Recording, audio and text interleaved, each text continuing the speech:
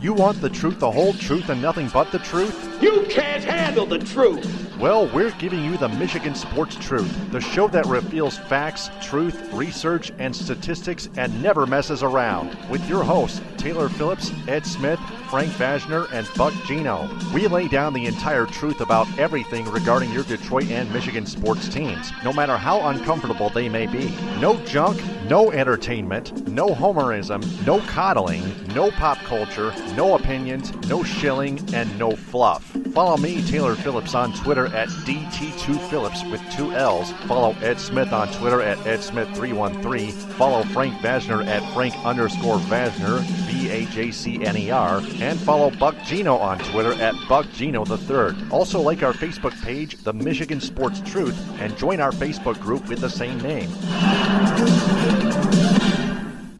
The hosts of the Michigan Sports Truth podcast do not take any suggestions or criticism from any member of its audience on how it should be run. It is up to the host to decide what they want to cover. They also do not intend to be any amount of popular in any way, shape, form, or fashion. Additionally, the views of the audience, right or wrong, do not reflect the actual truth revealed on this program.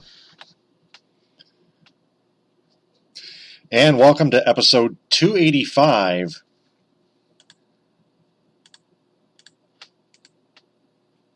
Check that 286 of the Michigan Sports Truth postgame. Welcome to episode 286 of the Week in Review of the Michigan Sports Truth on Spreaker, SoundCloud, and iHeartRadio. Taylor Phillips along with Frank Vajcner, Buck Geno, both filling in for Ed Smith due to private personal reasons. How you guys doing? It's been a pretty busy weekend for me. Hey, but it's great to be back on with you guys. Same here. Busy, but always good to talk. Awesome. So why don't we delve right into it, shall we? The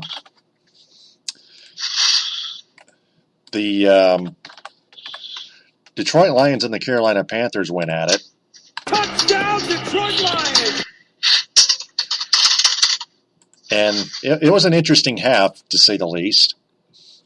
It was tied at 3 after the first quarter. Prater and Graham Geno, thank you, exchanged field goals, 30 yards for Matt Prater, 21 for Geno. And then the touchdown started to pile up. Zach Zenner, a 1-yard touchdown punch in from just 1 yard out. Capping off a 9-play, 78-yard, 5:19 drive with 13:32 left in the second quarter. But the Carolina Panthers scored 2 touchdowns to take a 17-10 lead at the break. Christian McCaffrey, a 6-yard touchdown pass from Cam Newton, and then Cam Newton fed former Michigan Wolverine Devin Funchess a 10-yard touchdown pass with just 48 seconds left. The McCaffrey touchdown pass came with just 11:04 left. So just 2 minutes and 28 seconds apart from the Zenner touchdown for Detroit. But you can't underestimate Cam Newton here. He fed Kelvin Benjamin for a 31-yard touchdown reception with 10:43 left. And then Graham Geno nailed a 44-yard field goal with 9:26 left. After a Stafford fumble, appeared to be the only turnover of the game. But the offensive line could not help Stafford. He was apparently sacked too many times. But the fourth quarter, the Lions made a comeback, a very late comeback with 2 touchdowns from Darren Fells, both receptions from Matthew Stafford. The first one from 4 yards out with 5:48 left, and then a 20-yard touchdown pass with 3:22 left. But the Carolina Panthers managed to get the first down and used the 2-minute warning.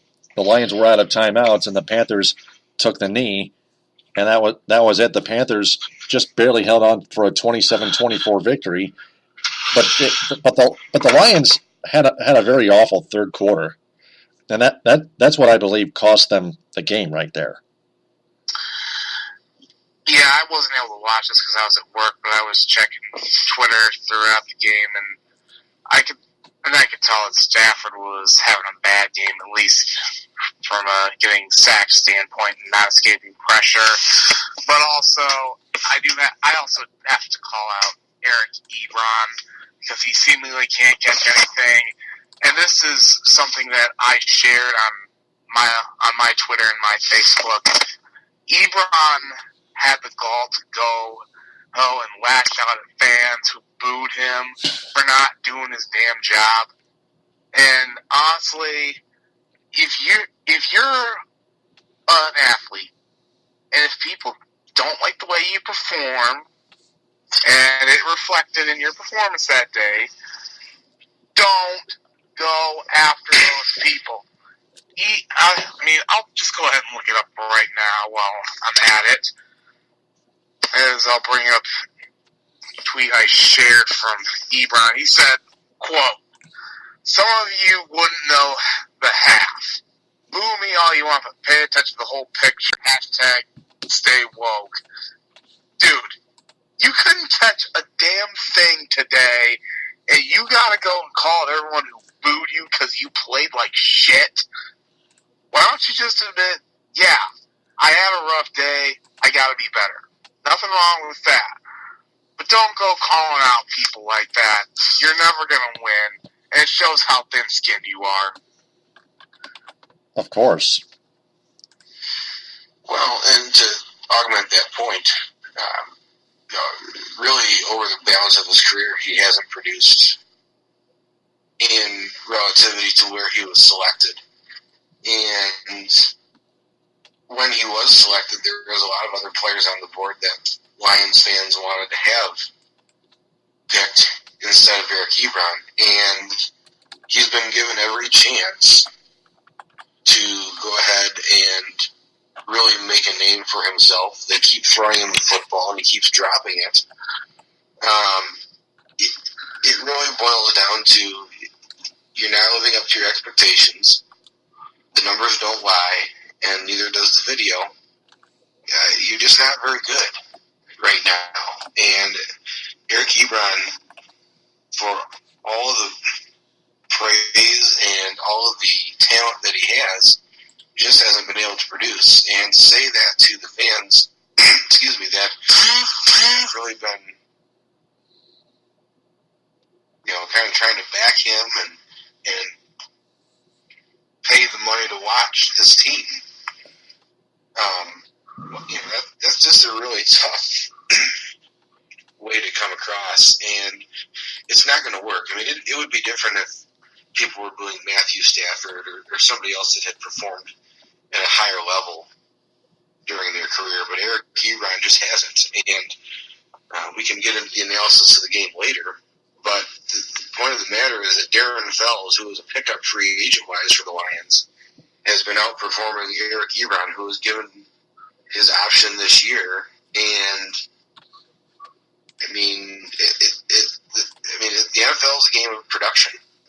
You can't tell me that when they drafted him 10th in the NFL draft, ahead of guys like Aaron Donald, that's acceptable. And there are plenty of guys that get drafted that don't pan out. But for Eric Ebron to lash out at the fans who really, at this point in his career, he should be playing better than that, and lashing out at the fans for booing him for not being any good, that's just a really bad look.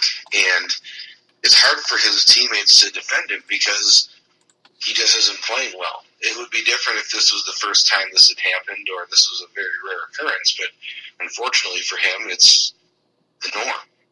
And I think that going forward, the Detroit Lions are going to have to move on from him. They're going to have to use other players such as Darren Fells in key situations. And the other thing that weighs on them is that people are talking about how good they are and how they think the Lions are really starting to come together as a team. They're 1-2 at home right now. Now, granted, they've played two good teams at home that they lost to, but you would think that home field advantage would set in for them. And it goes back to what I've always said about the Lions, going back to last year and even before, when you put yourselves in the positions that they do, which is being down in the fourth quarter, you can only go to that well so many times, and they proved it again today, where they basically took the third quarter off and a lot of the second and dug themselves too deep a hole. And I think that there was a product of frustration from not only Eric Ebron, but really the rest of the team, that this keeps happening. And for them to be better as a team, for them to really move on to that next level, they can't be doing that every single game, especially at home. And I think that for them to really be able to take that next step and be considered at least a contender, you got to defend your home field. And it's hard to hear people that pay money to boo you, but when you're 1-2 at home, and you're one of the key reasons that you're losing those games because you're dropping the ball and making other guys shoulder the load, it's just not a good look. And I think for him that unless he somehow finds some magic formula to be able to remember how to catch the ball, it's going to continue. And Detroit's got some issues here, and they're going to have to look at themselves because these are the types of games that they need to win for them to be able to say that they're a contender. Because the Carolina Panthers are a good football team, the Atlanta Falcons are a good football team, and going back to last year, Detroit feasted on the teams that they should have beat, and they couldn't beat any of the teams that they weren't supposed to. And when you want to be considered a contender, you have to be able to win those games that you're not supposed to. The Panthers last week beat the Patriots at home, which the Patriots aren't what they used to be, but it's still going to New England and beating them.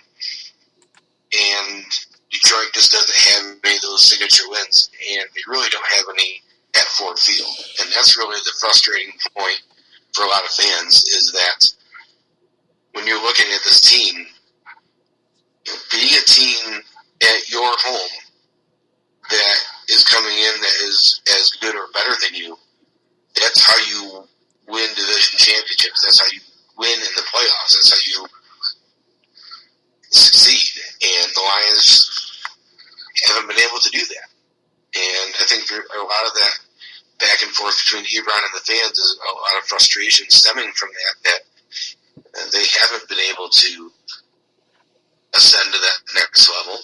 And it is frustrating, but for somebody to do that on social media when it's quite apparent that he hasn't been performing is really just, it turns people off.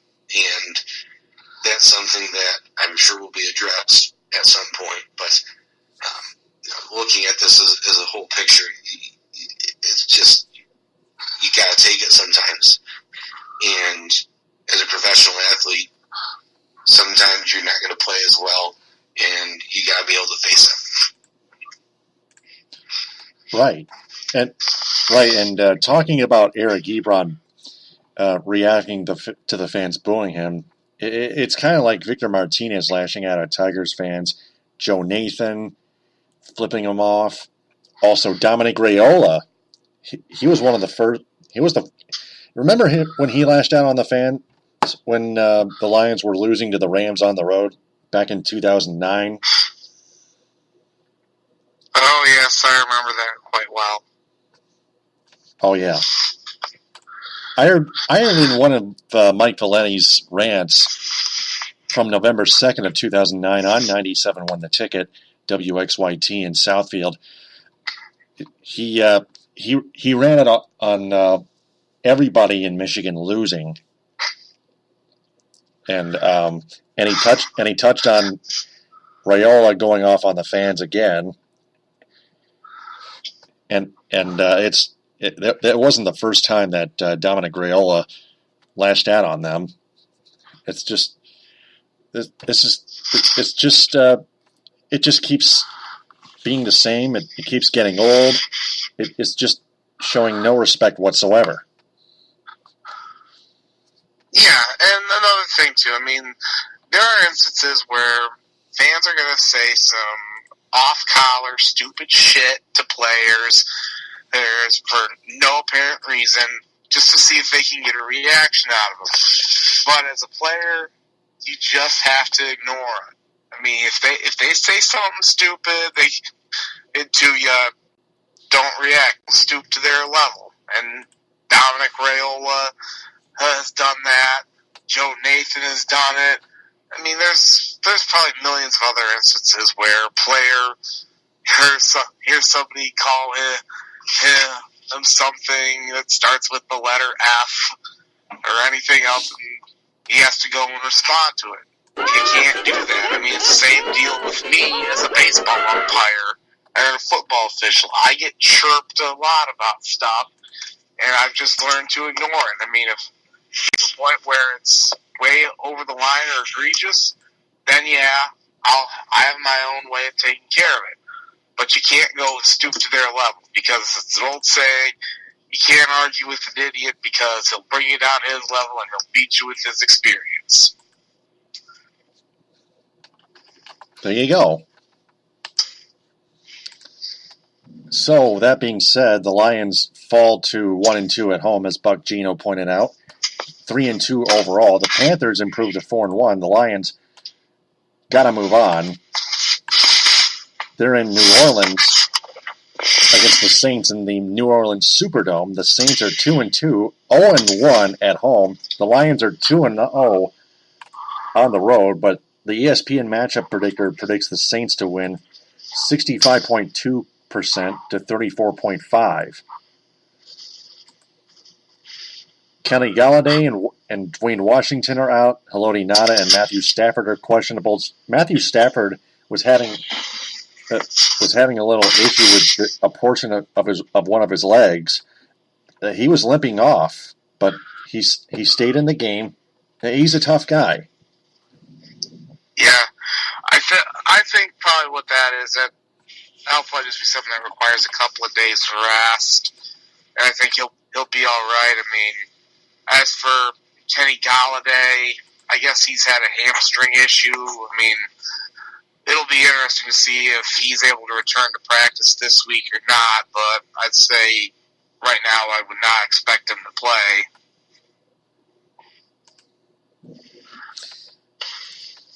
Well, I mean, injuries are part of the game of football, and you've got to be able to overcome that. And the guys that the Lions have at the receiver position, you look at Marvin Jones, Golden Tate, T.J. Jones, that's a decent group of receivers. And yes, Kenny Galladay was impressive in the preseason, but it goes back to the regular seasons where you have to produce, and he hasn't been able to because of injury.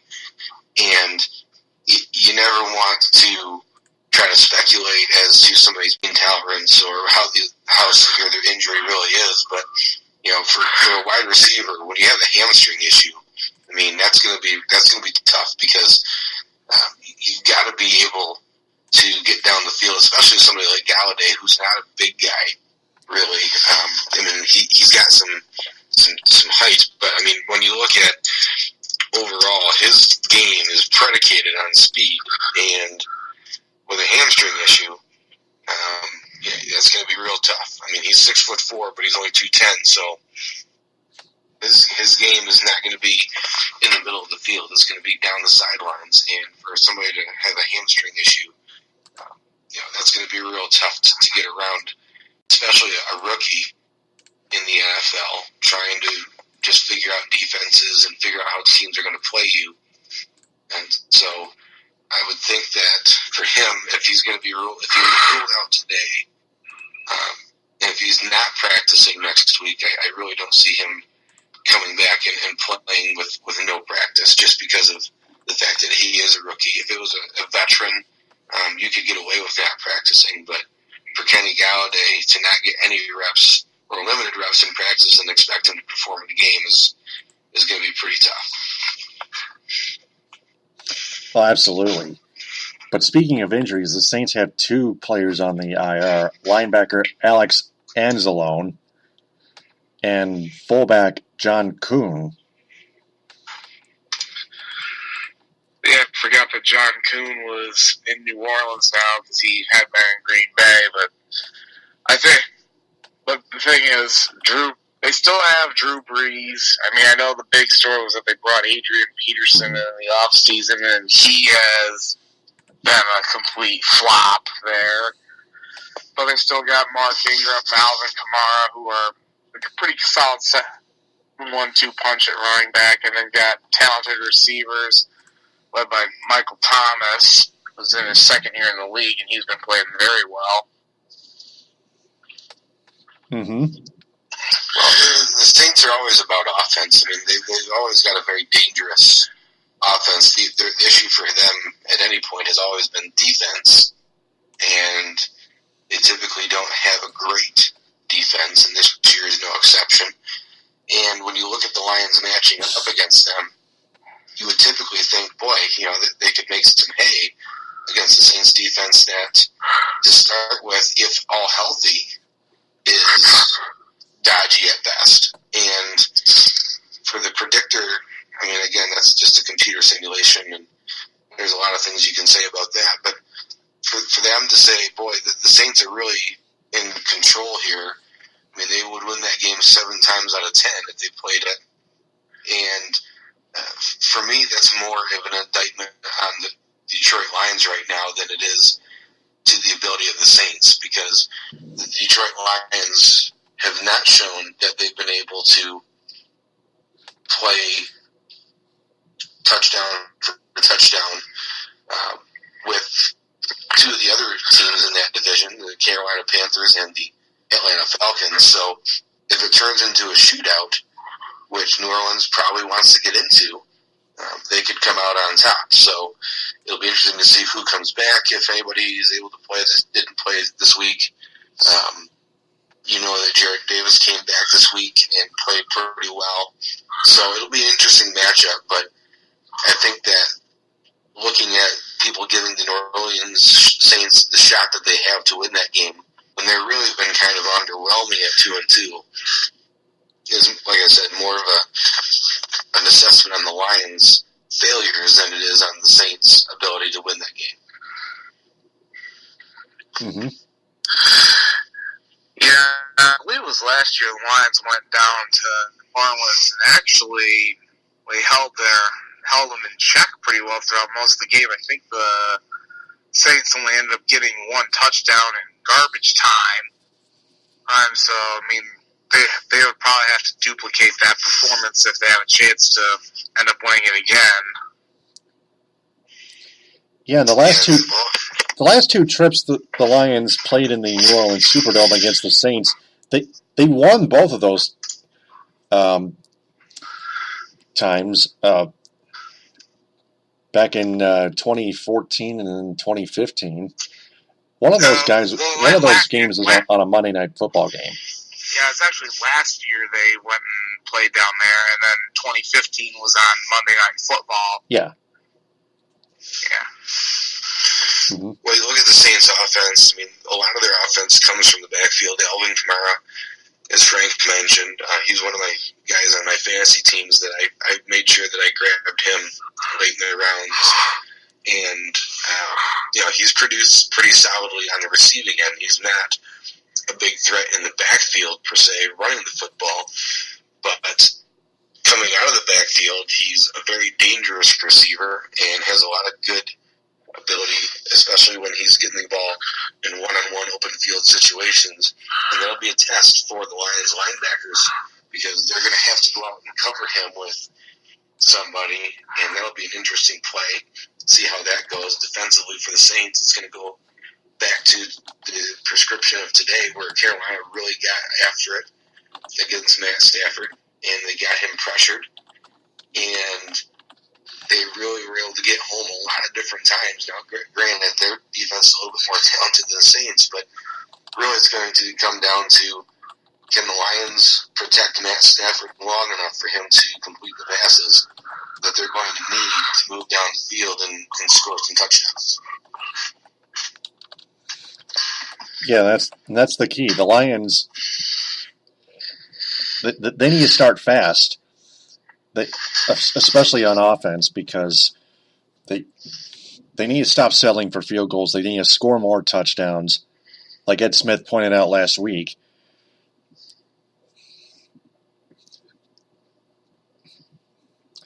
Well, you can't have Matt Prater be your entire offense, and I think that you get a little bit of a false sense of security when you know that as long as you cross midfield, you got a good shot of probably getting 3 points. And everybody wants to score touchdowns because that's what you're supposed to do. But I think the Lions sometimes, when they get into those mid-range situations, when they're on the 30 or the 35, they tend to not want to give up that field position. And they play a little bit more conservatively because of the fact that Matt Prater can kick those field goals consistently. And that kind of lulls them into a trap, because instead of trying to attack the defense from that point, they're instead kind of letting the game come to them, and it's really kind of short-circuited, I think, some of the effectiveness that Detroit has to offer if they were to be more aggressive. Definitely. So,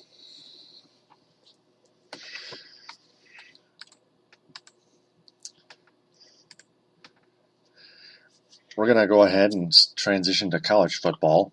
Touchdown, Michigan! Touchdown, MSU! Well, the big game got over with.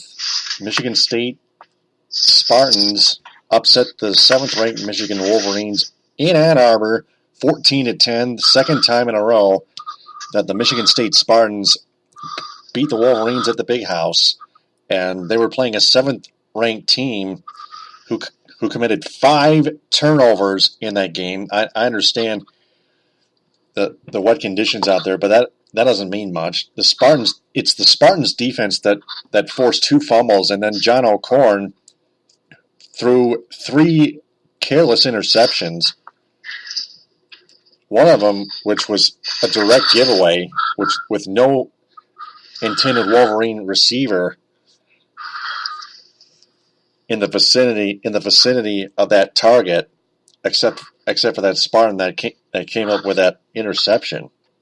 I'm trying to remember. I'm trying to think if that was the first one of David. I think that was the second of David Dowell's picks, because he had 2 of them, and then I think Joe Bacci had the other one, and I think there was a receiver in the area, and Bacci was able to jump the route.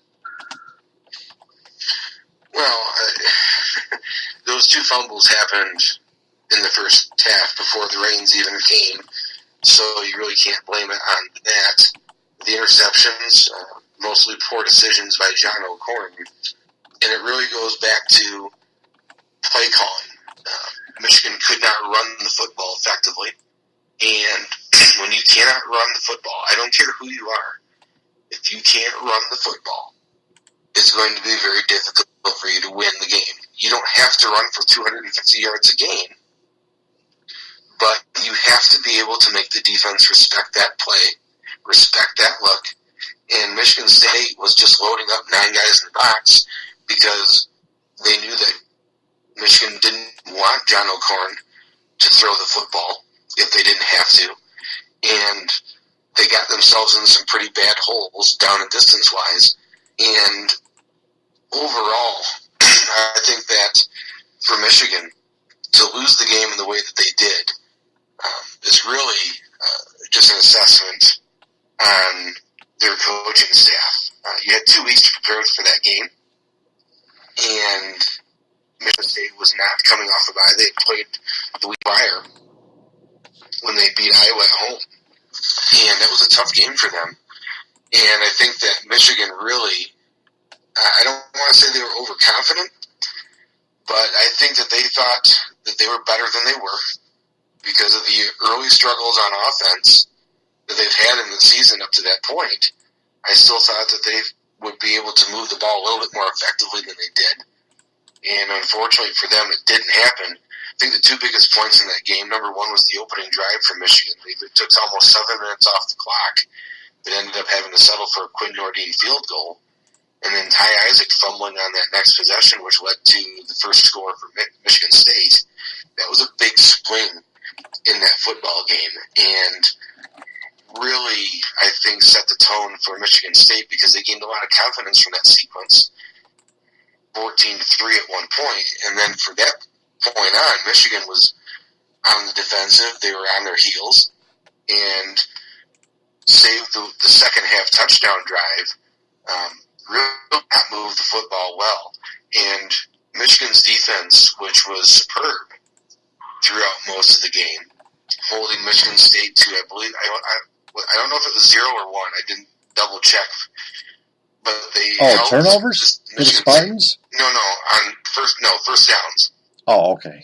First downs in the second. When you're not getting first downs, that means you're getting the ball back almost instantly.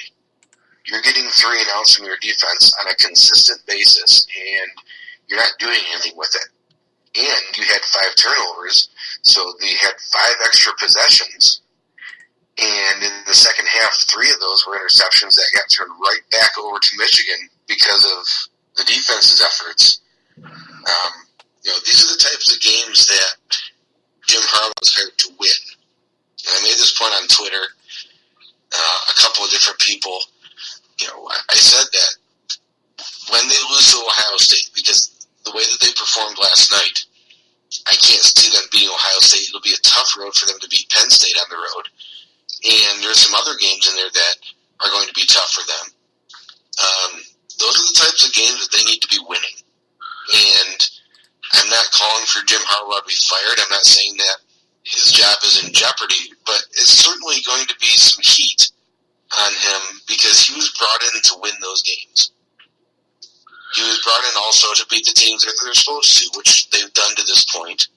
But you cannot be losing to Ohio State and Michigan State with consistency and expect people to not be disturbed, not be angry, not be skeptical of what's really going on there. Because I get it, Michigan's a young team this year, but so is Michigan State. And Michigan, by far, had a better class coming in than Michigan State. Talent-wise, you would think that they really had the edge. But it goes back to, are they overconfident? Do they not? Do they think they're better than they are? It's a real mystery to me that you would go into that game 2 weeks of preparation for a team that you know, and for that game plan just to be completely ineffective against the team. I mean, that to me right there is just, it's unacceptable. And for Michigan to get up off the mat, they'll go play Indiana this week coming up in Bloomington. Indiana's having some rough goes. They just switched quarterbacks. They beat Division I AA Charleston Southern last week. You're looking at that Michigan team and you're thinking, man, I mean, if they can't move the ball against Michigan State, what's going to happen when they play some teams like Penn State and Ohio State and even Wisconsin? I mean, those are going to be, unless they can find some way to start magically moving the football. I mean, they're staring at least 4 losses on the season in the face. And I think that this upcoming week is going to be critical for them because they're going to be playing Indiana, who defensively is pretty deficient. And they really need to gain some confidence by, I don't want to say revamping the offense, but really getting into a rhythm because they don't have any right now. And I thought that they were very predictable yesterday, and it really showed, and Michigan State took advantage. I don't think Michigan State's a great team by any stretch of the imagination. I don't think that they will be able to beat either Penn State or Ohio State either, but they still have a better chance at it because by Michigan's defense for the most part. They were able to do enough to win the game and flip field position and really set it up for their defense. So I think that it's really a tough time right now in Ann Arbor because there's a lot of people that are just sitting here going, Jim Harbaugh was brought in to win those games. And the fact of the matter is they're not doing it. And I don't have the answer. And it doesn't look like they do either.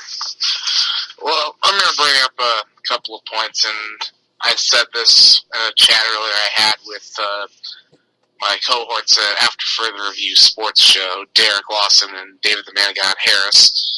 For one, I thought that Michigan State's defensive game plan was amazing. I mean, they were able to get to John O'Korn 4 times with the sacks and obviously getting 5 takeaways. I mean, I honestly didn't expect that, especially the performance from David Dowell getting a fumble recovery, and 2 interceptions. I mean, Michigan State's defense, I think you can easily say this unit has regained a lot of their swagger that they had from 2013, 2014. In 2015 too. Yeah, that as well. I mean, they seem to have recaptured some of that, and at least for offensive game plan, I mean, they were playing a lot of Jim Tressel ball. I'll just run it, eat clock, and punt and play defense.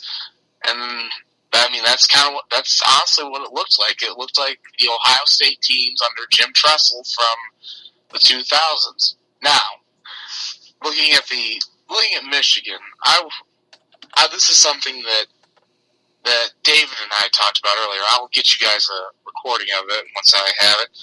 But he mentioned that Michigan isn't going to win too much with John O'Korn as their quarterback. I mean, because look, everybody and their brother was bitching about how bad Wilton Speight was performing this season, and of course he ends up getting hurt against Purdue. And from what I have heard, he's got 3 fractured vertebrae in his neck, and he is likely done for the season, barring a miracle.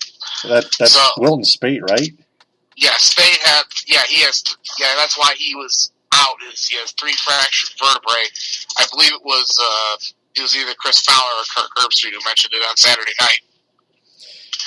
So now you enter John O'Korn, and everyone's thinking, okay, it's going to be better because O'Korn was able to get 3 trips to the red zone, 3 touchdowns. Say, okay, he's looking better. He's able to move in the pocket, a little bit more accurate. But apparently that was just a flash in the pan against Purdue, and now you face a much better defense with Michigan State, and he looks pretty bad. He looked like the John O'Korn that got benched at Houston in favor of Greg Ward Jr. Here a couple of years ago. So, and this is something that, again, we discussed earlier. The rest of Michigan's schedule is going to be pretty tough. I mean, the only gimme that's on there is Rutgers, because you get them at home, and Rutgers is a complete dumpster fire. And maybe Maryland, because Maryland's now down to their 4th string quarterback, I believe. And yeah, yep. But the rest of their games, I mean, they have to go to Bloomington to play Indiana, and the last couple of times they've gone to Bloomington, they've had a rough go on the defensive side of the ball because Indiana has gave them fits. I mean, if this game was in Ann Arbor, I think I would tell Michigan fans, yeah, you'll win it, but it'll be too close. It'll be a little bit close for comfort. But now that it's in Bloomington, Indiana seems to play a lot more better at home than they do on the road. And give teams fits. So I don't think that's going to be any easy task. And plus, with Penn State the following week, I don't see any way they win that, because to me, right now Penn State is the best team in the Big Ten, and there's definitely no way that they beat. I don't see them beating Wisconsin in Madison, and I don't see them beating Ohio State either, because Ohio State, they were having issues at the start of the season, but it seems like Urban and company have gotten all that worked out. So now the question is, does Jim Harbaugh do anything to shake the tree, and if so, how much? Does he consider playing Brandon Peters, who's a redshirt freshman? I mean, he's been in the program for a year. I mean, because to me, something's got to be done here. But the question is, what do? Do you play Brandon Peters? Do you take the red shirt off of Dylan McCaffrey and tell him to sink or swim? Something has to be done, because if O'Korn remains a starter and he goes out and shits his pants against Indiana and they lose that game, then things are really going to get bad in Ann Arbor. And you talked about... Yeah, go ahead. Yeah, let me touch on the Michigan Wolverines quarterback situation. You got Wilton Spate likely out for the season, and John O'Korn performing poorly against a great Michigan State defense. It's a total mismatch.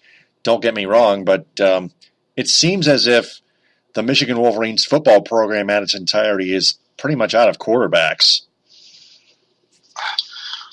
I mean, I definitely can't disagree with that, but I mean, the thing is, football is a sport where you can't use injuries as an excuse. It's the next man up, and somebody's got to be the next man up, and that's something that John O'Korn is going to have to be.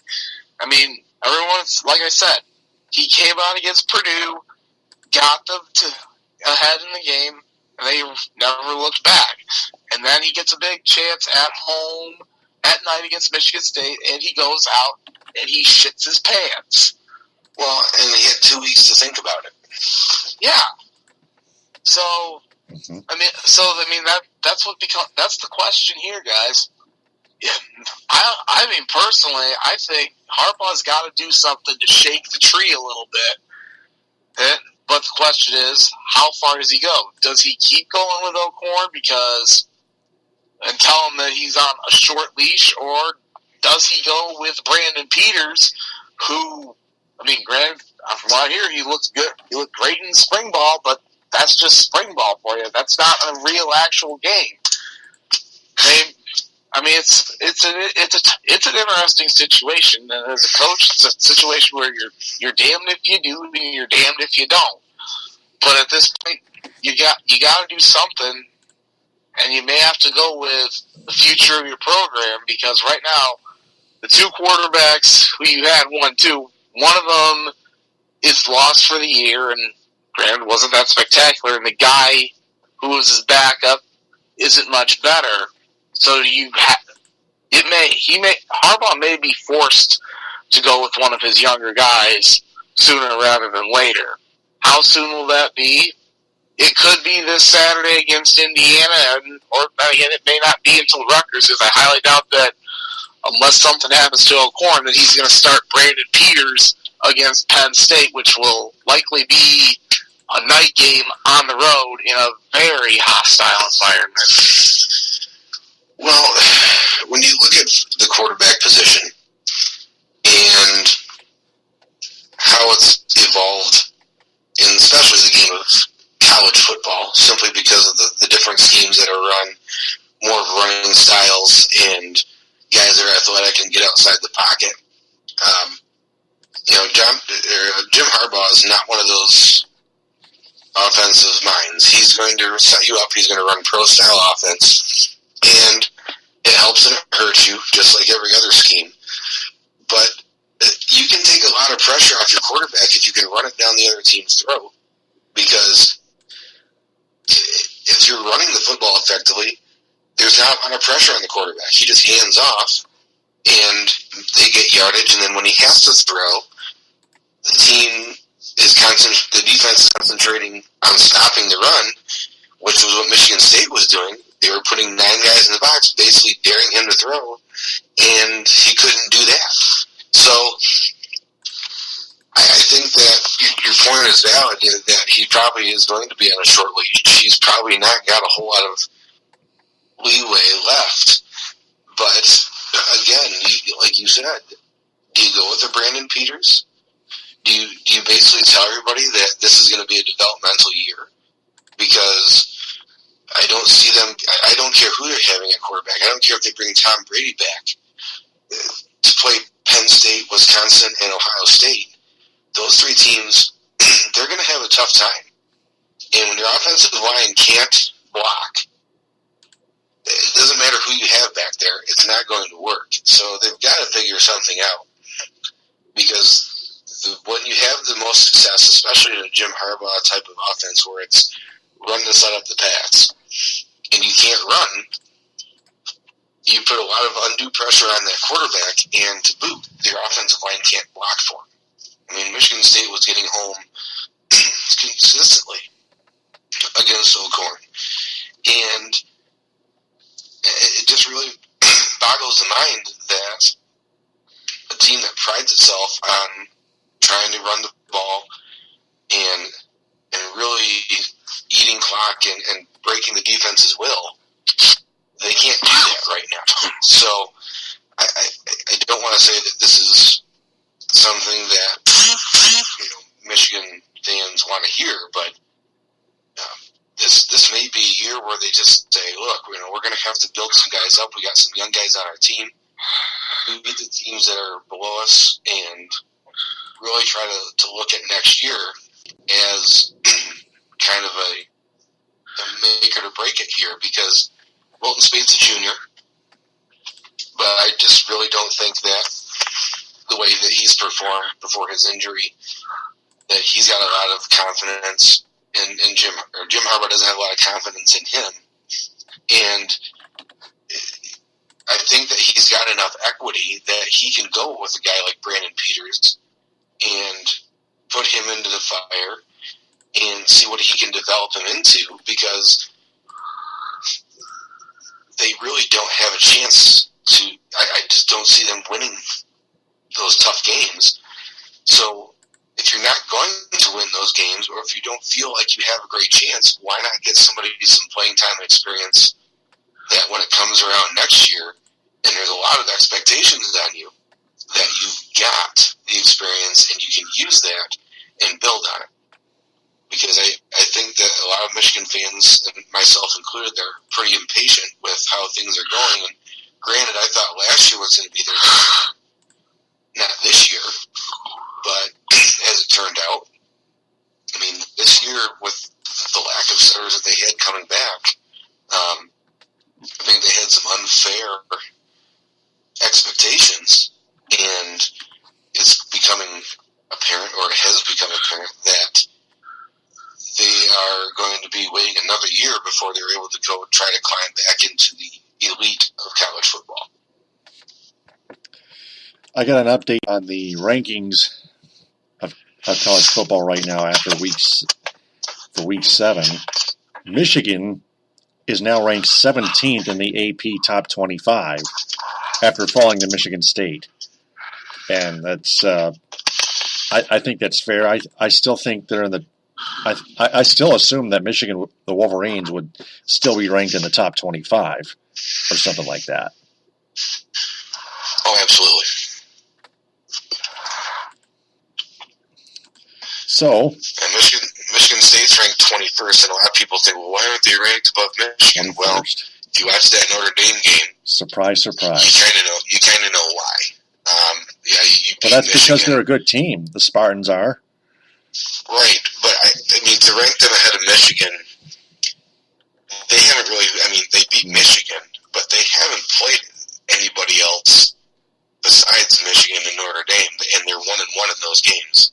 So I think that if Michigan goes to Indiana and struggles but ends up winning, and Michigan State is able to play and win convincingly, then I think you'll see that change relatively quickly, because they will play Minnesota this coming up weekend, and that's at Minnesota, which is experienced a little bit of a resurgence under PJ Fleck. So that'll be a tough game for them. And if they were to go into Minnesota and win convincingly, and Michigan goes to Bloomington and wins a one-score game, then I definitely see Michigan being overtaken by Michigan State in the rankings.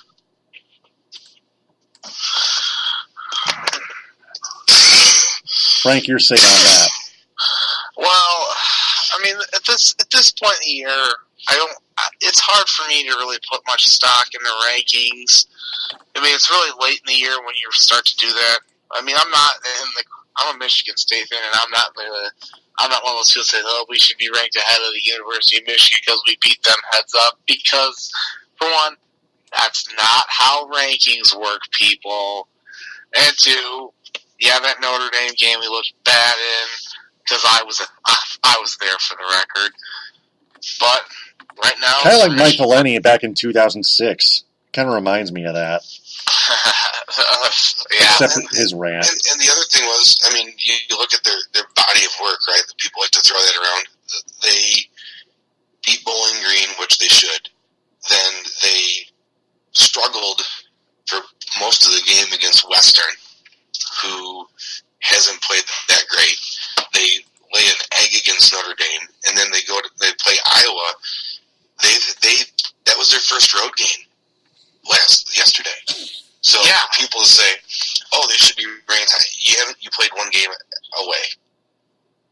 Now they're going to go play at Minnesota. This is now their second straight road game, and if they can pass that test, go ahead and rank them ahead of Michigan, because Michigan hasn't been able to prove much, if anything, but they've at least gone on the road and won a couple of games. And just like you said, that's not how rankings work. You don't beat a team if somebody beats Alabama, they don't get moved to number one. That's not how that works. Exactly. So, I mean, I get where Michigan State fans, they play.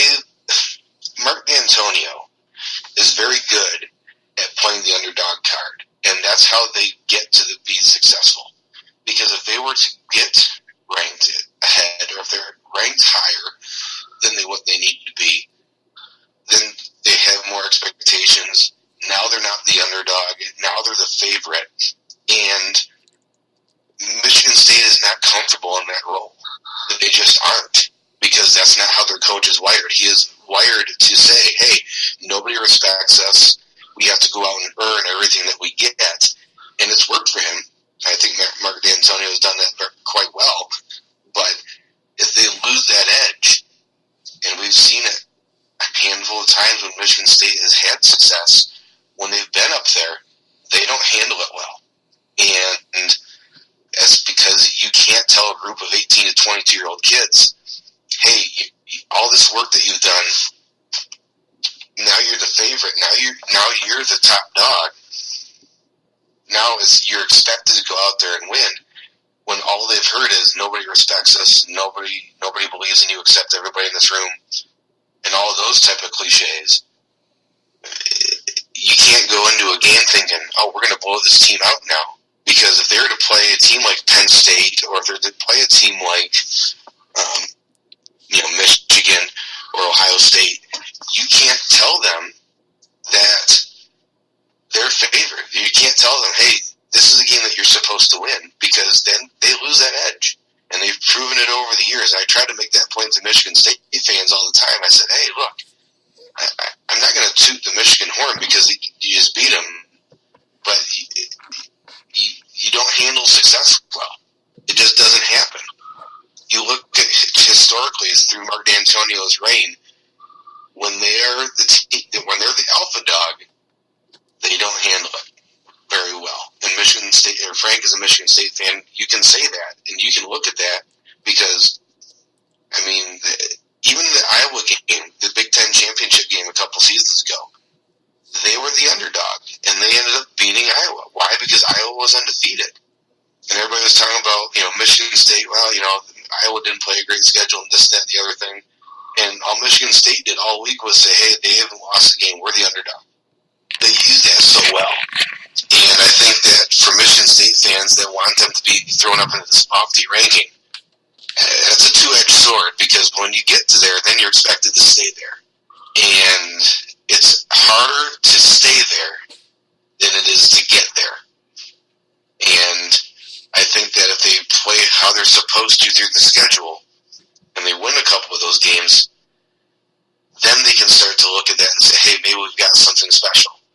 But they have to go into all of those games coming down the pipe. Minnesota, Penn State, and Ohio State, really their three toughest games on the schedule left. They have to play like they're underdogs because that's how they are successful. And I definitely couldn't agree with Buck anymore.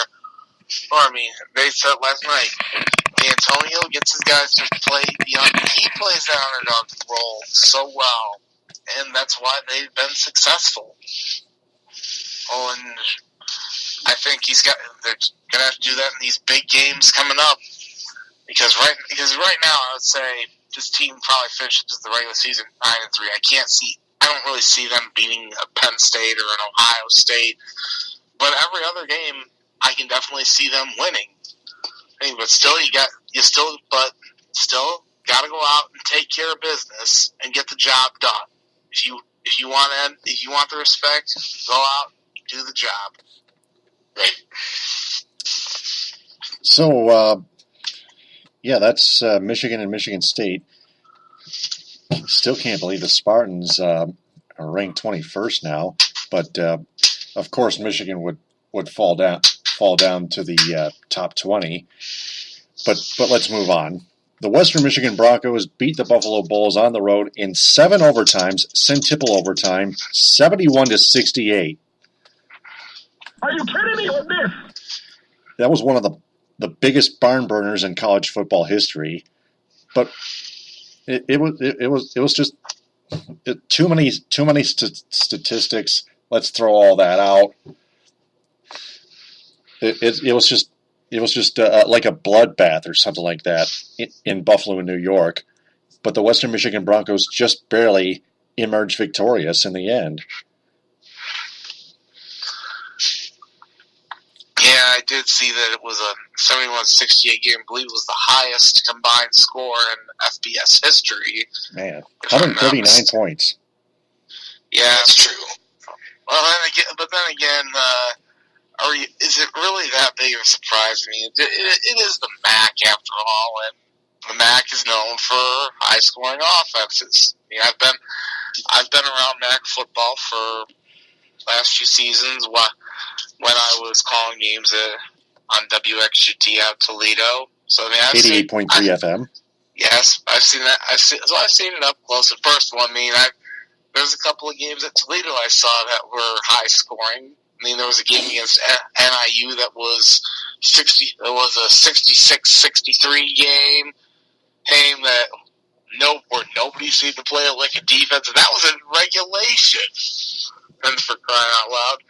And then you end up seeing this one between Western and Buffalo. I mean, it was definitely, it was definitely entertaining, but for anyone who happens to like defense like me, I don't think you would have been too happy because he's just like, oh, this is just like playing Madden on the Xbox. And Y, left trigger, right trigger, X, B, A, just scores and score and score. And I'm curious to see come basketball season when Western and Buffalo play each other if they'll match or top that point total in any of their basketball games this season. But the Broncos win 3 straight. Go ahead, Buck. And you look at their schedule. I mean, it shapes up pretty well for them. They've got Akron coming up next weekend. They should dust Akron. Then they play at Eastern, which should be a test for them. But I don't think that Eastern Michigan defensively is going to be able to really stop Western because Western has a very good running attack. And then they play Central. I think that they should beat Central relatively comfortably. That's a rivalry game, though. You talk about rivalry games, and you have to throw things out.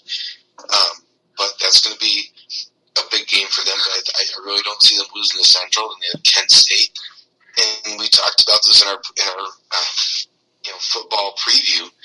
Their last 2 games are at Northern Illinois and at Toledo, and the way that they're playing now obviously may not be the same way that they're playing in November, but it's really setting up for those last 2 games against the Huskies and the Rockets. That's going to be your MAC champions right there. One of those 3 teams, because those will be the 2 toughest tests that Western will have, aside from the Michigan State and USC games. Yeah. I mean, as for when they, I think Western definitely will take care of Akron, because Akron is not that good. Plus, they play in the MAC least. And it's at home. It's at home at Waldo Stadium too. Yeah, but I mean, Eastern Michigan. I mean, because Toledo played them yesterday and won 20-15. Eastern Michigan has the best defense in the MAC, and Toledo has one of the best offenses in the MAC, and they held Toledo to only 20 points, which is pretty good. Yes, so I definitely would say, hey, I don't think it would be an easy win for Western. I mean, I think it's definitely a game I could see going either way, but I'd say right now Western wins just because I believe they have they're better with quarterback and running game. And of course, the big X factor would be Darius Phillips. My correction: Broncos win 4 straight. The Eagles fall to 2-3 and 0-2 in the MAC. They only came up with 15 points. Paul Fricano missed yet another extra point. What's going on here? Paul Fricano missed 2 extra points lately. One in Kentucky that cost the Eagles what would have been a game-tying field goal. They had to be forced to. That forced them to try to go for a touchdown Hail Mary style, which they of course failed. It was on its way to the end zone, but it was totally picked off. And then Fricano, he missed another extra point in Toledo. Maybe he's just losing a little bit of focus. Well, the kicking game always, in football, is one of those overlooked things. Nobody notices you until you miss. I think that when you look at the matchup between Western and Eastern, I think that Western does the little things so much better. And those are the type of things that win you games. And I think that that's what's going to come down to. Western is a very good, disciplined football team. They run the football, like I said, extremely well. Jarvion Franklin is really probably going to be in the running for MAC Player of the Year. And when you face a team like that, you can't make mistakes. When you play Western, you can't make mistakes. You can't do it. And when you talk about the kicking game, you mentioned Darius Phillips. That's right up Western's alley. Kick to that guy and let him go. And I think that Eastern Michigan, while they have improved tremendously, both on the defensive side and really offensively, I think, over the last couple of years, I just think that Western's going to be too much for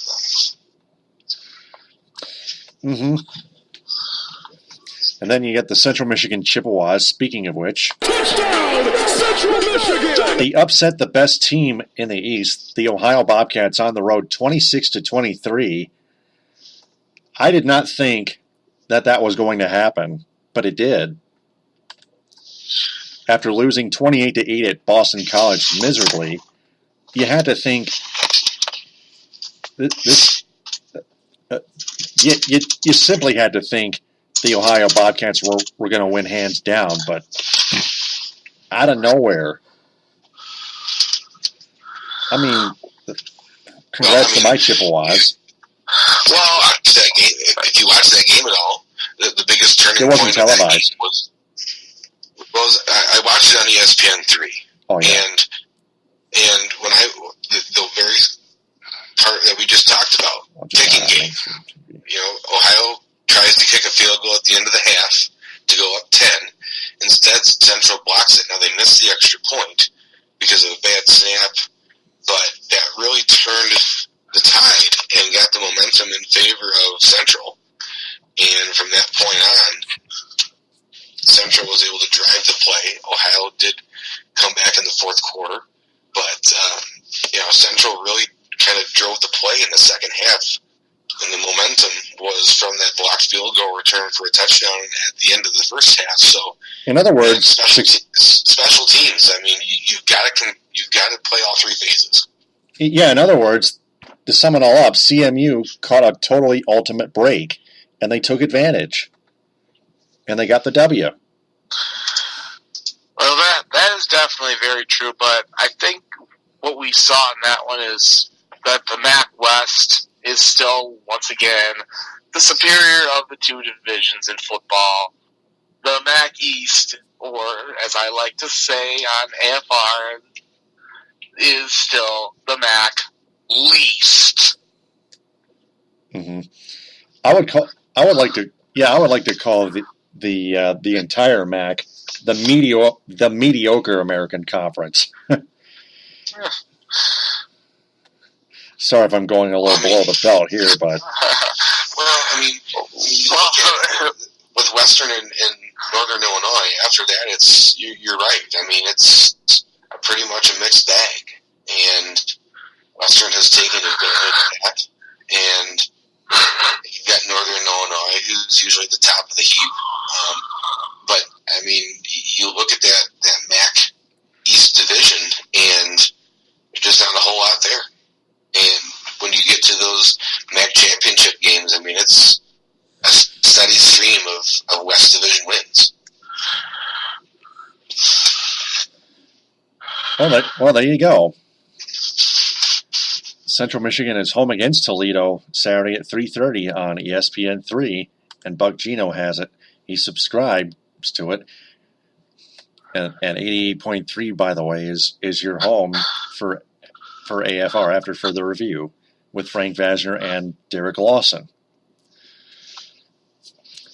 So it is now time for the college football in the Mitten quick picks. First of all, the Michigan Wolverines, now 17th ranked, at the Indiana Hoosiers Saturday at noon on ABC. Frank, I'll start with you. Well, first, this is the first time doing quick picks for me. Is this just straight up, or is this against the spread? Either one. Okay, it's still quick picks anyway. Alrighty, well, I'm just going to pull up the schedule for next week real quick on my phone if it'll work.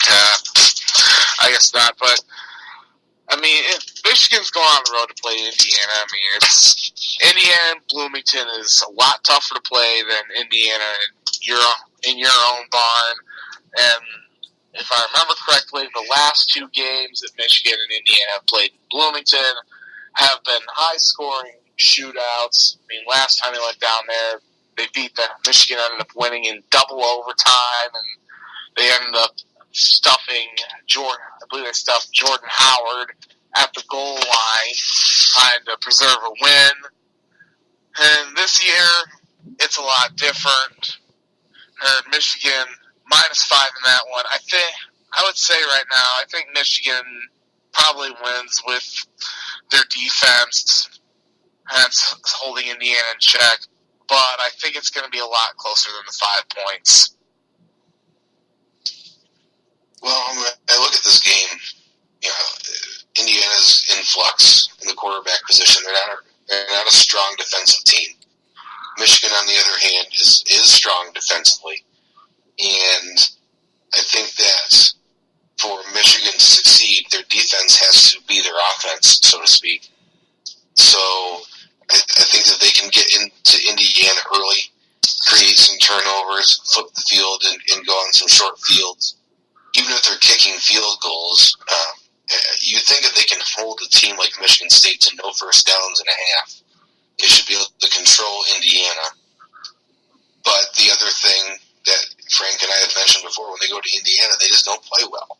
And whether it's a letdown because they're not playing in front of a lot of people, because Indiana's not very good overall, and they think that maybe it's an easy game, whatever the case may be, I think they'll probably cover.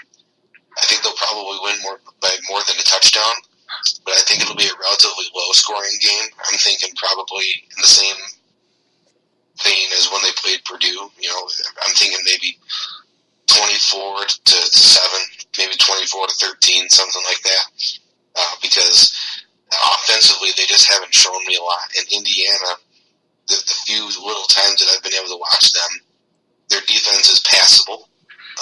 When they played Ohio State in the opener, they were able to contain them for a while. Again, that's the first game of the season, so you have to take that with a big grain of salt. But I think that Michigan wins, and I'm going to go with Michigan 24 and Indiana. I'll split the difference. I'll go 10 for Indiana, so 24 to 10. Frank, you got the score? I'm going to go, we'll say Michigan wins, I'll say 17 to 13. Oh. Yeah, I just think we'll see if John O'Korn's able to bounce back. I'm not sure if he has a great game, but again, I think Michigan's defense is able to make plays and end up stopping Indiana on a fourth down and in the red zone to preserve the win. All right, I'm going to go with Michigan to win 24 to 14. You know, they're on the road. They might give up a couple of touchdowns for the defense, but the defense will be the key factor in the game. And John O'Korn, I think, will play a little bit better than he did, but in Ann Arbor against Michigan State, throwing 3 picks. We know he'll play a little bit better, but he's not going to vastly improve. But anyway, I don't see him having like a 5-touchdown game or something like that. No, not that many. No, not offensively. No, I still think Michigan will win 24 to 14. They're not going to come up with that very many points, but their defense is going to be the key factor of the game. Yep. For the Michigan State Spartans, they are at the Minnesota Golden Gophers Saturday at 8 on BTN. Frank, you go first again. Well, Michigan State, 3-point favorite, and I'm looking at this one, and granted it's on the road, you're playing a PJ Fleck coach team, but the thing with Minnesota is they still struggle throwing the football. They only average just under 170 passing yards per game, and Michigan State's defense is allowing about 160 yards through the air and only giving up about 97 yards per game on the ground. I think that Michigan State's defense plays well again. And for Minnesota, I'm not sold on this Connor Rhoda, who's their quarterback. I think Brian Lewerke hits a couple of big plays. I don't foresee it being a blowout, but I think Michigan State will win. I'll go 24 to 13. Okay. Well, Minnesota opened up against Buffalo, and they started out slowly. Then they played Oregon State, who's absolutely terrible. And they beat a 1AA team. Well, actually, I think Middle Tennessee is now FBS, but not very strong. They are FBS. Okay, so they opened this game or opened the season with 3 games. They should be beating those teams, but they're 0-2 in Big Ten play, including a loss at Purdue last week, 31 to 17. And I think that when you look at how teams have performed, Purdue was beaten pretty soundly by Michigan. The defense for Michigan held them in check, which Michigan's going to hold a lot of teams in check with that defense. That said, Minnesota's reeling right now. They're going to kind of have to rally around the flag. I think this is a game for PJ Fleck that he really tries to get the troops rounded up. But as you mentioned, throwing the football, they're not very good at it. And that's how you beat Purdue, is by throwing the football. And they couldn't do it. So to beat Michigan State, you're going to have to run and throw because their defense is pretty decent. I think that Michigan State wins this game. I think that they're going to have to come back and win this game. I think that Minnesota will use the home crowd to get an early good start, but I just don't think that they can keep up with the Spartans. The line that I have right now is -4, which is kind of shocking given the last two performances by both teams. I think that this one is much, much more in favor of Michigan State. I'm going to go with Michigan State 28 and Minnesota 17. All right. I expect that game to start out very tight. Both teams may start out very good defensively at least. But then again, Michigan State, the rest of the way, they're going to pull away. The Spartans' offense will. Brian Lewerke continues to turn on the Jets. He threw a touchdown pass, and then took it to the house himself from 14 yards out in Ann Arbor. And their defense came up with 3 picks against John O'Korn. And Minnesota, like you pointed out, has trouble passing the football. I expect Michigan State to their secondary defense to come up with at least 2 or 3 picks, one of them which may indeed be a pick 6 by surprise. And I think the Spartans are going to win, pulling away a little bit, 34-17.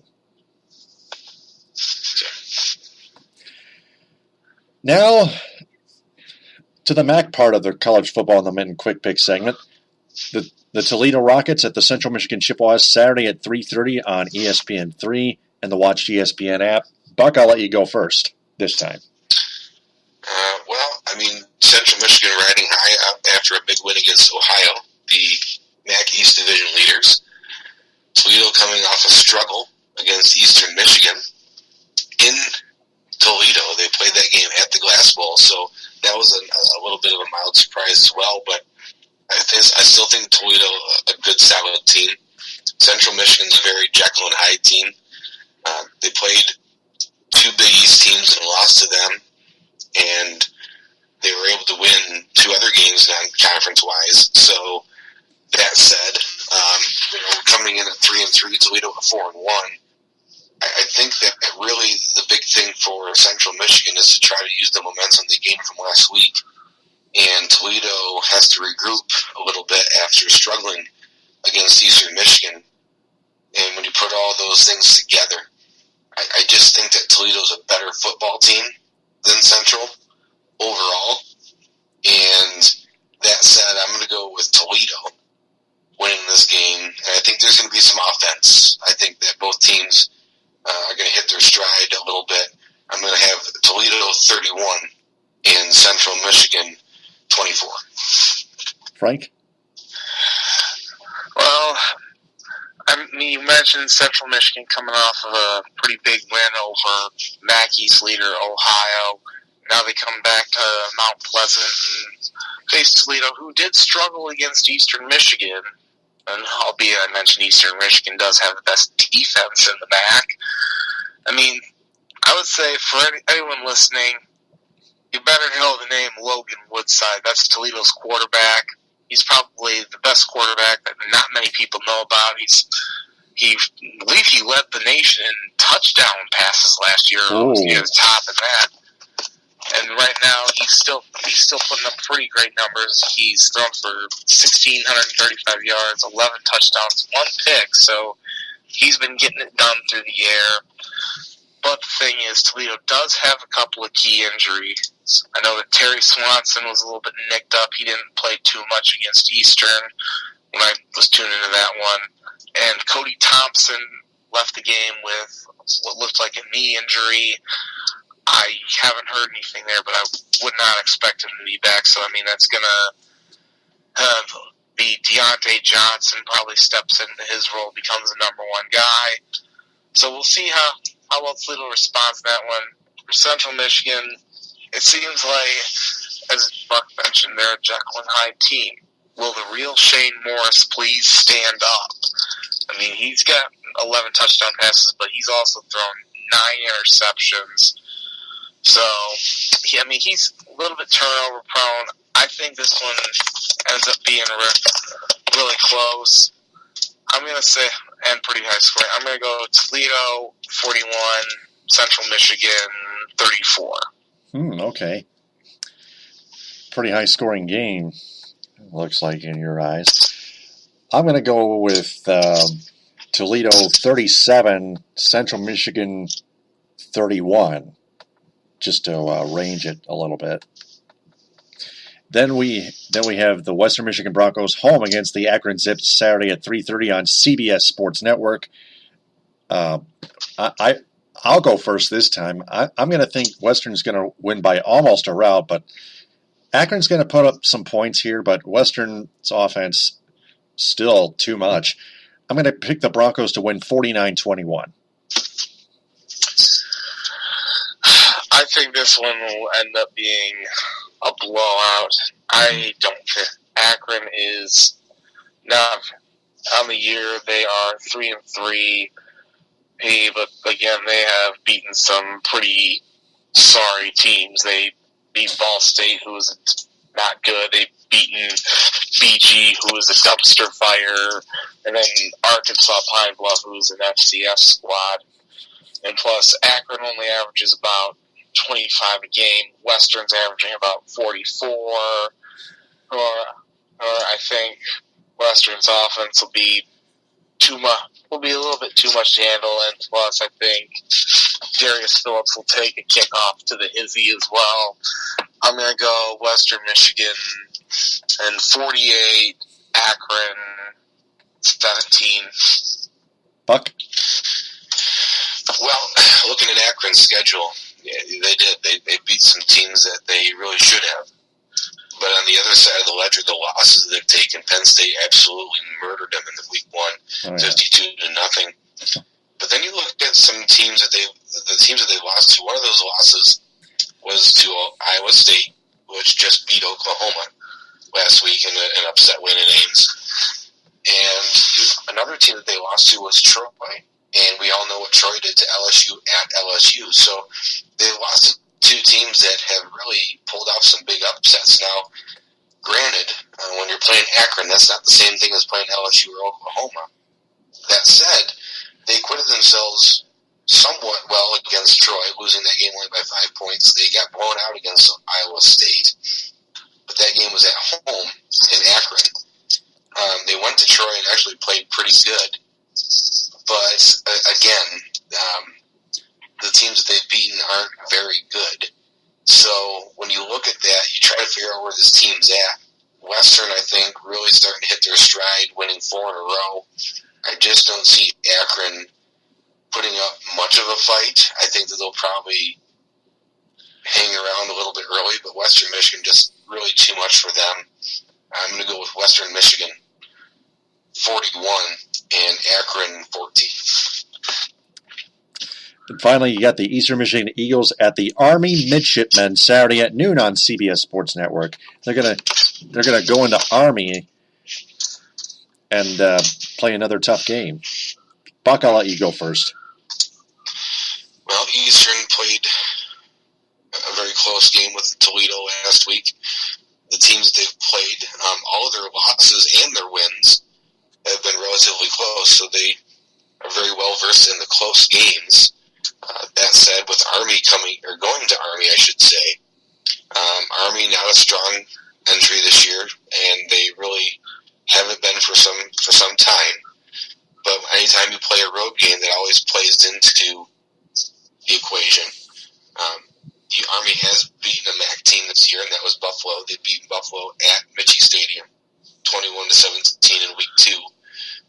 And they're coming off of a win against Rice, who is also not very good. And it was a pretty convincing win. So I think that Eastern Michigan is going to have their hands full. But I think defensively for them, because they are so talented, when you play Army, you play that option attack, and it's so hard for teams to adjust to because you don't see it very often. I think this game is going to go down to the wire, like most Eastern Michigan games do. And I'm actually going to go with Eastern Michigan.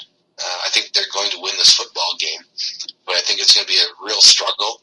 I'm going to go with Eastern Michigan 19 and Army 15. Frank? I know this game is on the road, but an Army runs the triple option, which is always a pain in the ass to stop.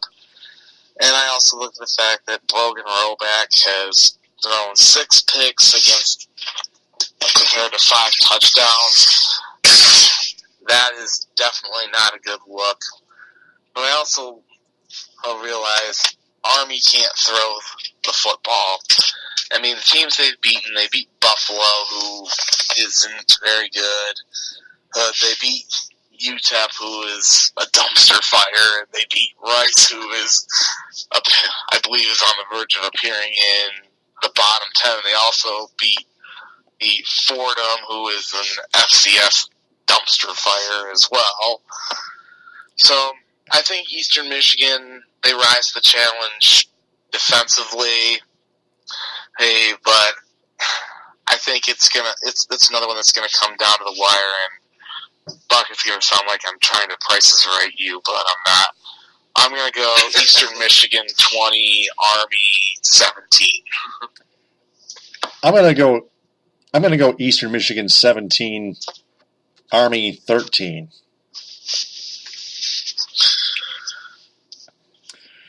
All right, that's the college football and the Mitten Quick Picks, and we have covered all of football. Now just 2 teams we need to cover left.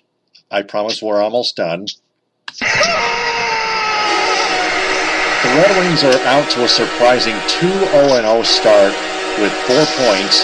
They beat the Wild 4-2 at Little Caesars Arena in their season opener last Thursday, as seen on NBCSN. And then they went into Ottawa. Almost won in regulation, but gave up a game-time goal by Dion Phaneuf, courtesy of another Jonathan Erickson turnover. And Franz Nielsen had the only shootout goal in the game, and as a result, the Red Wings beat the Ottawa Senators 2-1 in a 1-0 shootout. I'm like, that's an understatement for that. We did not expect the Red Wings to start out that hot. But it's only 2 games in the regular season. Right. Well, I mean, Minnesota, we thought that we would see a little bit better effort out of them. Minnesota expected to be right in the thick of the playoff race again. They had 2 goals disallowed, which helped Detroit gain some momentum and ended up winning that game 4-2. And then the Ottawa game, Ottawa's kind of in a little bit of a transition. They struggled last year. Didn't make the playoffs, they did make the playoffs, but were beaten by the Canadians. But they really struggled to make it, and they had to go on a ridiculous run the year before that to make the playoffs. So Ottawa in flux a little bit. That was kind of a surprising, low scoring affair. I think I was surprised that they held Ottawa to just the 1 goal, and they really were one Jonathan Erickson turnover away from having a shutout. That said, they're going to go on a road trip, and this is a little bit of a measuring stick for them to find out where they're at. They're going to play Dallas on Tuesday, and they're going to play back-to-back games. They're going to play the Arizona Coyotes, who are playing well early, and they're going to be playing the Vegas Golden Knights the next night on Friday the 13th. So they're going to get a little taste of some Western Conference flair, and they're going to kind of find out where they're at, because the Western Conference is definitely a different style of play, a little bit more wide open.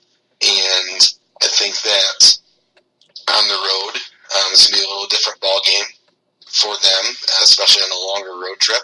Hopefully they can avoid some injuries. That said, diving into this week, they'll have 5 games under the belt after this week, and we'll start to find out a little bit about how they are really sitting in the overall NHL race. You look at some of the stats, though, where they gave up some.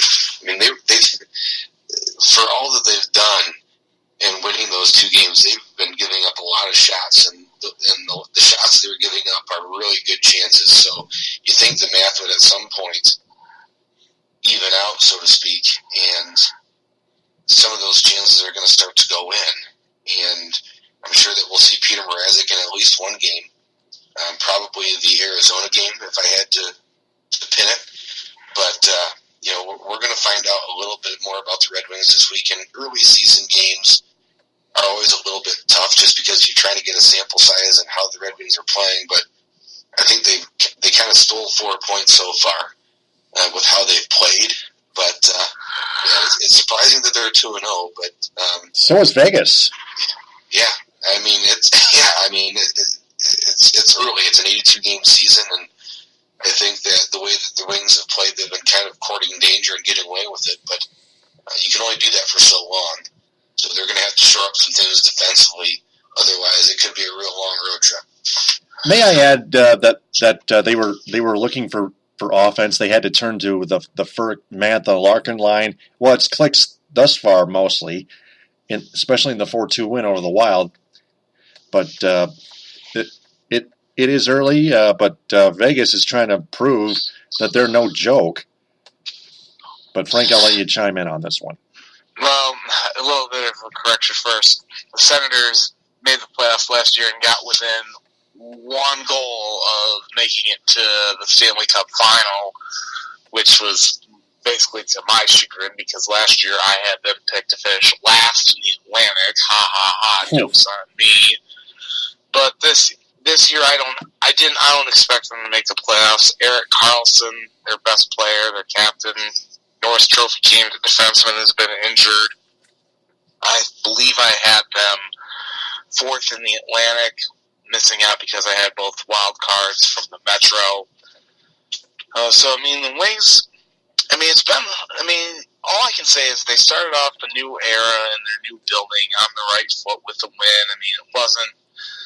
They got outshot. And, I mentioned this on AFR, or in that recording I'll have to share with you guys, that it was an overreaction to think the Red Wings are a playoff team this year. They aren't. Their defensive core is still a disaster. Buck mentioned Jonathan Ericsson has more turnovers than Arby's, and plus they don't have a true number one. And they've been getting bailed out by goaltending, and we saw this last year when they had a 6-game winning streak in October, and everyone was saying, "Oh, look at this now, they're winning," and everyone was giving me crap about it, and I said, "It ain't sustainable." And look what happened. So, it's definitely going to be an interesting road trip because going to Dallas on Tuesday, and Dallas was my pick to win the Central Division. And they end up losing to Vegas. Arizona I expect to be an improved team this year. And the Golden Knights, they're no joke either through a couple of games. You'd say, expansion team is going to be a disaster. Well, there's talent on that team. James Neal can get you goals. Marc-Andre Fleury is, for all the flack the media said about him in Pittsburgh when he would seemingly go kaput in the playoffs, the guy is a leader. He can still win games. He can still very solid, and stole the game against Dallas. He had 45 saves. He was the number one star in that game. Yeah. So Vegas is not. I don't think they're going to be a pushover. They could. I don't think they'll make the playoffs. That would be a complete shock because the top half of the Pacific Division, I just think is going to be too much for them to overcome. Still a wait-and-see approach. Yeah, but I said this when I've done my NHL previews that Vegas is about give them 3 years and they will be a playoff team because you look at a couple of recent expansion teams. The Florida Panthers came into the league in '93, got to the Stanley Cup final in '96, and the Minnesota Wild came into the league in 2000, and in 2003 they ended up getting to the conference final. Albeit they ran into a complete buzzsaw named Jean-Sebastien Giguère and the Anaheim Ducks, and they seemingly couldn't score for 218 minutes in that entire series. So it's definitely going to be interesting on this road trip. If the Wings end up getting 2 wins, then okay, maybe they are headed in the right direction. But if they go and get skunked, then they will essentially be, in the words of the late Denny Green, they are who we thought they were. Well, I think the big story surrounding the Red Wings is AA now going to skate in Switzerland. That contract situation still not resolved, and I don't think it will be for quite some time. It'll be interesting to see if and when that's Nicholas our next topic, by the way. Ends up getting, well, I was trying to segue into that because I think the next thing that you look at for the Detroit Red Wings is, that's a guy that you got to have. And for them to make the next step in rebuilding what they once had, he looks to be like he probably should be a key part of that. Yet they can't sign him due to cap reasons and also an impasse with how much he feels he should be paid versus what Ken Holland is offering. And you get the people that say, well, he doesn't deserve that. Well, okay, if you're giving him the same money as you're going to give a guy like Luke Glendening, or you're going to pay him less than a guy like Darren Helm, story a bunch of times, every time there's a Red Wings contract situation anywhere else, it's about what he can get with the Red Wings. And because Holland has completely destroyed the value system within their own cap as to who gets what money, I don't blame Andreas Athanasiou in the least for holding out, because if you take his worth to the team, much like Tomas Tatar, Tomas Tatar isn't a $6.5 million player. But on the Red Wings, when he's your leading scorer, you'd think you'd pay him because that's what he is. He's your leading scorer. And same thing with Double-A. Now, granted, his sample size is far less, but we saw last year when he was given significant time that he is an explosive offensive player. Yeah, he's not great defensively, but hell, it took Steve Yzerman almost 12 years to figure out how to play defense. So, that said, that contract situation is just really a black eye on anything that the Red Wings do, regardless of where they finish, because of the way that this has been mishandled. And for Double-A to go out and look, number one, he's skating with the team to get work. He's not going there to sign. He's going there because he needs to work out. He needs to play with professional level players, and that's really the only place that he can go to do so. So he's going to do it, which shows me that he wants to continue to play in the NHL. It shows me that he wants to be ready. But the Red Wings are going to have to come up with some more cash. It doesn't have to be a whole lot, but they're going to have to come up with some more. And there was rumors about Riley Shan being traded before the season started. That didn't materialize. Nicholas Kronwall, who's been battling groin injury and really at this point is on his last leg, literally. No pun intended there. Dealing with a groin issue, you look at him and think, boy, if they put him on long-term injured reserve and just shelve him for the year, that opens up the wallet for you to be able to pay an Andreas Athanasiou a little bit more than you've been offering him so far. I think that at this point that both sides are kind of dug into their position, and we know how stubborn Ken Holland is. Mm-hmm. I think this is a staring contest, and I really don't see Andreas Athanasiou making any moves to say, well, I need to sign with the Red Wings. I need to play for them. I think he just waits it out. And, when Detroit starts to struggle or they feel like they need a little bit more push, I think that maybe an offer gets extended that was a greater offer than originally was offered. And I think he ends up being signed by the Red Wings. But there's some corresponding moves that have to happen, and that's just going to take some time. I've always held that theory that he's going to be signed, but that won't happen until somebody gets hurt. Hopefully Jonathan Ericsson. Yeah, I mean, he's just trash. I mean, that's you look at that play on Saturday night's game, and I was at the Griffins game while they were getting absolutely waxed by Manitoba, but you look at that play, I mean, literally he has 3 seconds to figure out where he's going with that puck, and he still can't make the play. I mean, he's just awful. And their defensive core, like Frank said, is a complete joke. 1 through 6. I mean, they don't have a 1, really. They have a bunch of guys who can play second, third pairing. Trevor Daley was signed in the offseason, and he's been what they thought he would be. That said, it's really going to be a waiting game, and I think Andreas Athanasiou does come back to the Red Wings, but it's going to take some time. And I think that eventually, because of what happened, as long as Ken Holland stays the general manager, I don't think that Andreas Athanasiou has a long future in Detroit. I think that he gets offer sheeted by somebody the next time that goes around, and I think he goes to the first team that presents him with an offer sheet. Frank, your say on this. I've maintained that Andreas Athanasiou's days in Detroit are pretty much over, mostly because his agent has been kind of a dickhead with the offers, and plus him telling him to go take a KHL offer, which he didn't end up signing, and now he can't go over there because the KHL season is already in full swing. So now he's ended up having to go to Europe and skate with pros over there.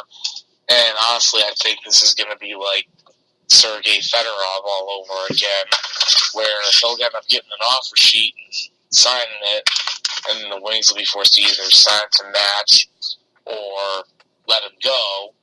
Or if he ends up wanting to come back, Ken Holland will say, sorry, offer's off the table, well, go fuck yourself, or something like that. So that's what I don't think he's going to be back. The only way I see it happening is if Holland is fired in season, or the only way that could happen. The only way that could happen is Chris Ilitch selling the Red Wings, and he will too. Well, the thing is, Holland's in the final year of his contract. And the team has been progressively worse and worse and worse and worse and worse and worse. And at what point does Chris Ilitch say, you know what, we moved into a new building, our product has gotten worse, something's got to be done here. I mean, I know that we've been saying he's going to sell, but I mean, there's really been no set date on that, and really been just rumors of buyers. I mean, could something pop up in the near future? Who knows? But I would say, if Ken Holland is still the GM, I don't think Athanasiou is brought back. No, me neither. As Urinating Tree would say, Athanasiou is fucking off to Switzerland, not Russia. So, that brings us to our other topic. Former Red Wings forward Jiri Hudler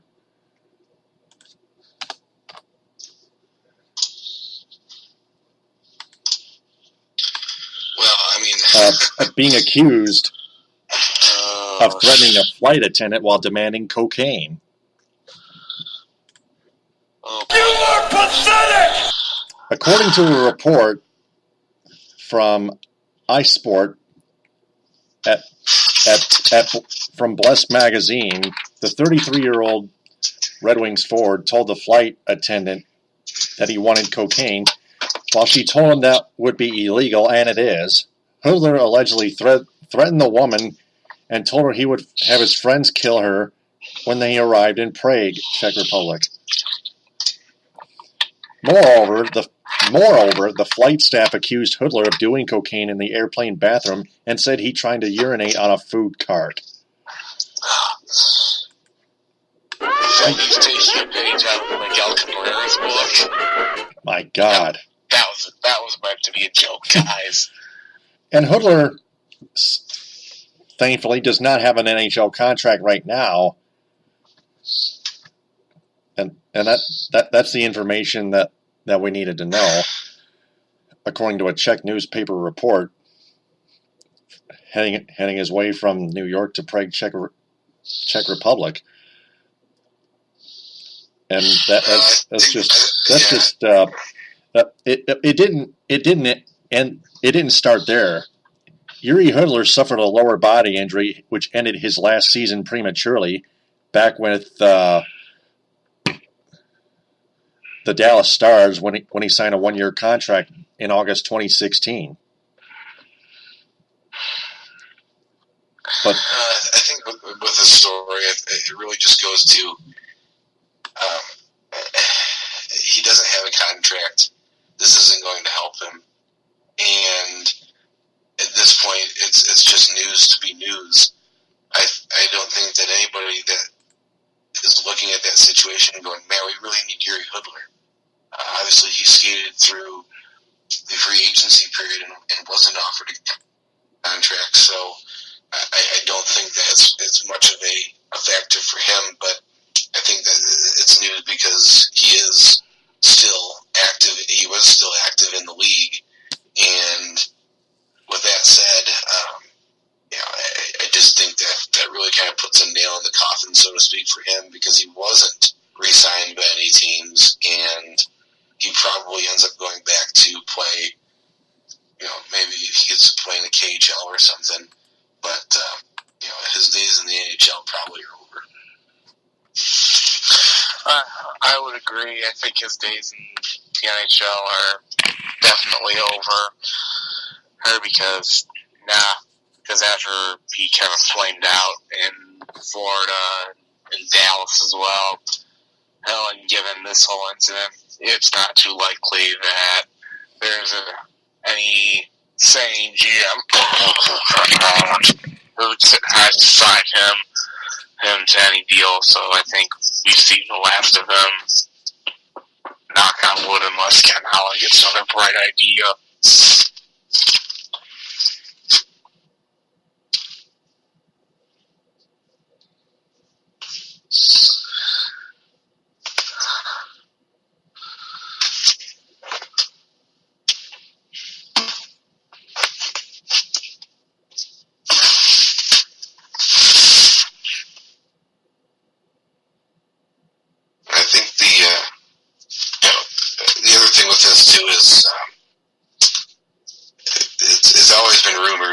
For the Red Wings, and even when he came up through the Griffins, that this was his first rodeo in that scene, so to speak. So this really just kind of augments it. I mean, he's 33 years old.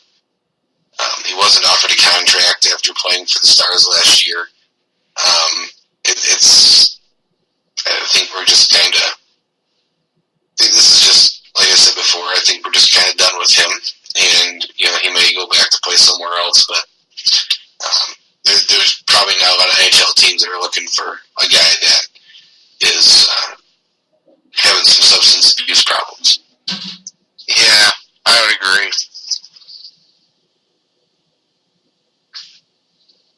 Well, I know the last thing that we wanted to hit was Andre Drummond, and we talked about that a little bit. He's 6 for 8 for free throws in the preseason, which, again, it's preseason, but many calls for Andre Drummond to improve. A lot of things swirling around him. The accident that Jeff Moss reported about that is clouding his season. The numerous attempts to get him to do things to improve himself, whether it be get surgery to correct an issue with his nasal passages, for him to try underhanded free throws, for him basically just to actually try to be a professional athlete and do things to improve himself. And he has so far rebuffed all of those advances by Pistons front office staff, including Stan Van Gundy. Again, kind of news to be news, right? I mean, he makes free throws, so everybody is like, oh, he doesn't need to try it underhanded. Okay, well, a lot of people go short stretches where they're successful, but looking at Andre Drummond, it's kind of the same thing over and over again with him. And I think that as this season progresses for the Pistons, if he does not produce, if he does not improve, the trade talks are going to heat up again. Yeah, Andre Drummond, 6 for 8 from the free throw line in the first preseason game against the Charlotte Hornets. They blew a lead and lost 108-106, but Not too bad at free throw shooting for Andre Drummond, but he did not play against the Atlanta Hawks last Friday, and neither did Reggie Jackson. Pistons' next game is home against the Indiana Pacers Monday at 7. Then they're at Toronto on Tuesday at 7. They have then they have a couple days off, and then they're at the Milwaukee Bucks Friday at 8:30. Then they're off until Wednesday, the 18th, when they host the Charlotte Hornets again. Yeah, I mean, as for Drummond's free throw shooting looking not that bad. I mean, it's only one preseason game, so you just take it for what it's worth. I mean, I don't know when he's going to be back, because I've heard that he has pink eye, which that's a bitch to recover from. So, I mean, we'll see if he ended up doing better. I mean, I'm still in the belief that he should shoot underhanded, and I still think he was being an idiot on the road for the accident that was reported by Jeff Moss of the Detroit Sports Rag, and why none of the Pistons beat writers have picked it up is beyond me. And it's beyond Jeff Moss of all people, above all of us. Yeah. I mean, I'll credit Jeff for. Me too. We all do. Putting it up. Oh yeah, he reported it, put it out there. I mean, but if the beat writers don't want to do that, then you know what? Shame on them. Well, there you go. That's the Andre Drummond talk, and that ends episode 285 of the Michigan Sports Truth Week in Review on Spreaker, SoundCloud, and iHeartRadio.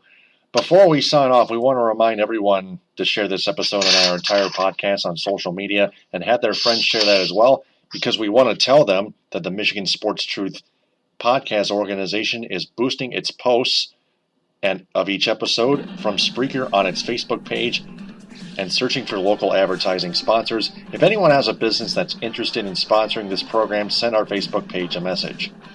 Frank, Buck, thanks for filling in for Ed Smith. We will talk next week. Alrighty. Unless Ed Smith gets back. We'll be here if we need to. Yep. Yeah, definitely. Mm-hmm. So, I'm Taylor Phillips. Follow me on Twitter at DT2Phillips. Frank Vajcner at Frank _Vajcner, Vajcner. And Buck Geno at Buck Geno III. Like and share the Michigan Sports Truth Facebook page and join its Facebook group. We'll talk to you next week. Thanks very much for listening, downloading, and sharing TTFN. Ta-ta for now. Bon appétit.